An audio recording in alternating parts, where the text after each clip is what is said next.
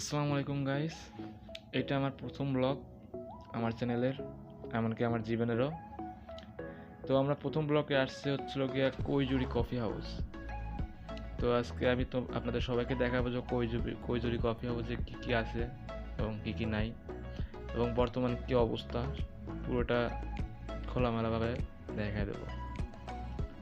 তো গাইস, আমি আর আমার পরিচিত আমার মামা আসছে হচ্ছিল কফি হাউসে ঘোরার জন্য। তো ভাবলাম যে একটা ব্লগ করে দেওয়া যায়। তো প্রথমে ঢোকার পরে দেখলাম যে রাস্তা শুধু ভাঙা, অ্যান্ড এত পরিমাণে গরম পড়ছে যে ঘামে অবস্থা খারাপ। এবং এখানে ঢোকার পরে প্রথমেই নজরে পড়লো এখানে বাইরের খাবার খাওয়া সম্পূর্ণ নিষেধ।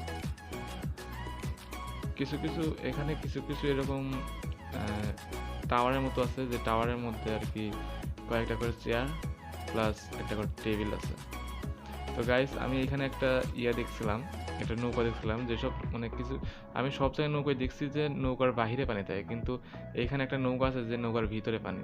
তো তারাও আমি তোমাদের সবাইকে সেই নৌকাটাও দেখাবো। আমার মামা গাইমা একদম শেষ হয়ে গেছে। যাই হোক, সে তার যা ইচ্ছে সেটা করুক।